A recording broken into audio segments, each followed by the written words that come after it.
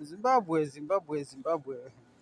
Ndangotaura hangu ini munhu wane akangwara kumbereko kuti hapana zvaunotiita. Okay, problem yenyu vakuru panguva yese yamuri kutaura nezvekuti munhu angagwa second term extra 2 years what zvese zvamuri kutaura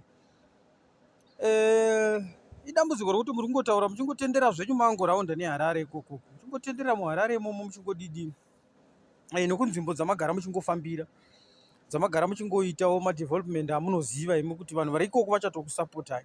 Aumana, inini am from Mberengwa. Imbouyai kumberengwa muone kuti Mwezha Range vakaridhiridza machaina akapedza lithium.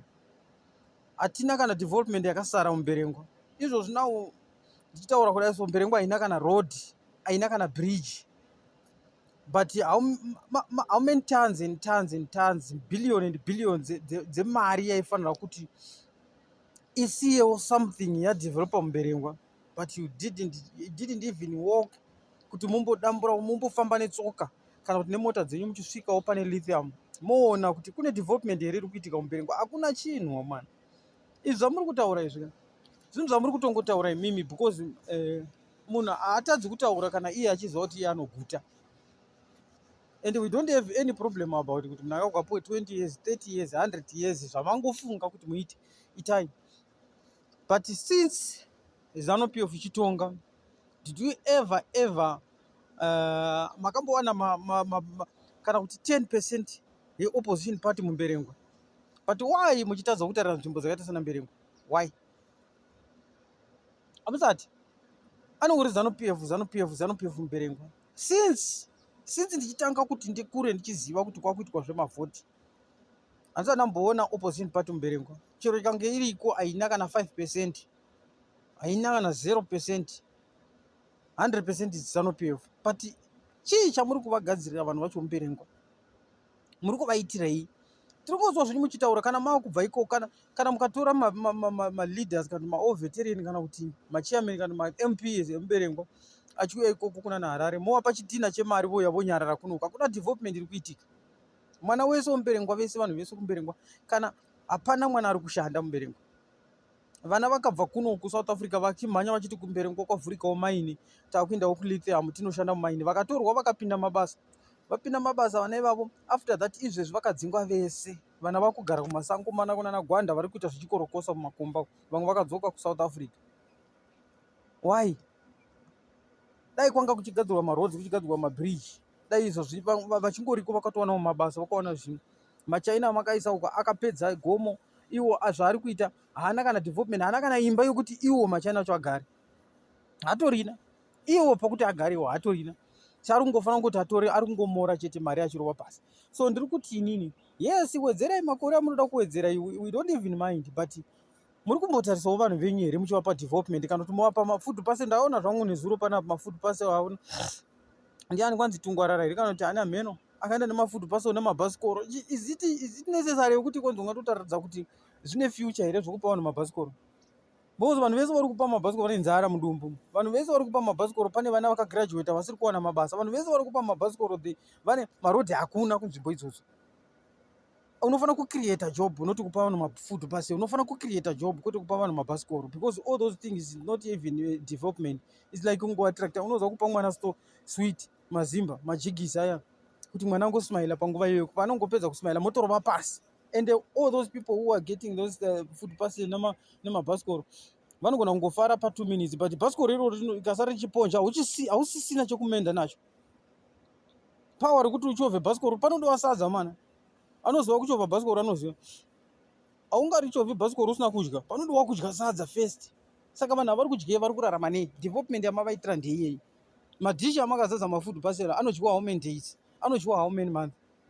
Guys, creatai mabasa kumamisha, kumarural area. Kwete zvamuri kungotaura zvokuti kwakavakwa bridge, kwakavakwa covid yakabata nyika yese, hakuna kusina kubatwa necovid. Saka ungapi testimony pamberi pavanhu about covid? Haungapi testimony pamberi pavanhu about kuti chichi chakaitwa chakasiyiwa chikadii? Hazvitiri kutaura zvokuti izvozvi isusu since pamakapinda upa masimba ndezvipi zvamaitira vanhu vese vari kumarural area vari kutambudzika kuti vaone mabasa? Ndezvipi zvamaitira vanhu vese vakagraduata kuti dai vachiti achipedza kugraduata achiemployiwa, achipedza kugraduata achiemployiwa. Yes, we don't mind about anything. Zvamuri kufunga itai. Chero mukazvita 20 years kana mukawedzera wedzerai makore ese amunowedzera, but chirangarirai vanhu venyu. My point is chirangarirai vanhu venyu, zivai kuti kwamakavhoterwa ikoko mupota muchiendako. Izvozvo vana Chiwenga vakasvika paSandawana pamberengwa last month papa. It's this month, I think it's last month papa. Pane 2-3 weeks vasvikako. Vakabva nechikopokopo nemudenga vongosvika vomhara ipapa pane maini. Dai kana muchienda ikoko fambai netsoka, fambai nemota, mufambe nemota dzenyu tione kuti pamuchafamba nemota ipapa muchafamba parodhi yakaita sei. Muchafamba pako kwanga tina Minister of Transport, Minister of Chichichi Joram Mugumbo ari MP kwamakore kubva 1980 munzvimbo medu, asi haana kana development yakaita. Chikonzero chii? Vachiuya ikoko kuharira mawo pachitina chemari, akapiwa chitina chemari, achidzoka achibva ikoko haasina zvaachaita. Wongouya kuti zi uchamudini imuchimuda nekuti tinoda musangano, but tiri kufira mumusangano. Kuda kwatiri kuita musangano is not a problem, but musangano ngauti tirangarira. Mari dzamuri kungopa vanhu, mota, vanhu vachitwa sei sei ikoko, dai dziri mari dzokutobatira muchidevelopa nyika, dai dziri mari dzamunoisa kumakambani emasamende achigadzira mabridge, dai dziri mari dzamunopa kumaclinics vachigadzira vachirenovheta maclinics, mari dzamune muchingokandirana mateni chichi. Maminista anomira nhasi achiti toda kuwedzera 2 years, asi akamira nezuro pano achipa $10,000 kumunhu anongoipa hovo vana hulengende. For what purpose? Vanhu vanotodhakwa nemadrugs, vari kuningirikira, vari kupromota madrugs brongo, iwo mira uchivapa 10,000 in public. Wobva mangwana kuti ngatiwedzere mukuru wedu, togona kuwedzera mukuru kwete iwewe. Saka dai machititendera mouya kunyika motiti vhoterai maMPs yenyu, vhoterai maminista munoda, vamwe venyu vazhinji venyu vanobvawo. Mukuru ana mhosva totozvidza because ari kufidwa wrong information yamune muchiuya nayo imimi. Mukuru ngavagare pachigaro, but imimi maMPs, maCouncillors, maSenators muri kuita chii kuvanhu? Ndimi musiri kudevelopa nyika nzvimbo dzenyu, muri kudya mari chete. Mukuru achingoti ndai munoita, muri kuita here mabasa?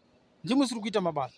Zvamakuuya nhasi muchitinyengerera kuti haya mukuru ngawedzerwe, mukuru ngawedzerai mukuru, ndimi muri kumuda because muri kuziva kuti muri kudya.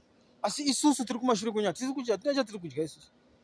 Takakuvhoterai tinokudai, makaiswa pazvigaro, vamwe venyu havana kuiswa, vamwe venyu vakazongodzoka zvichisimba, but now development irimo here munyika. Ndatenda hangu ndonyaya ndangonditaure naye Baba Kalito, wani munhu akangwara kumbereka kuti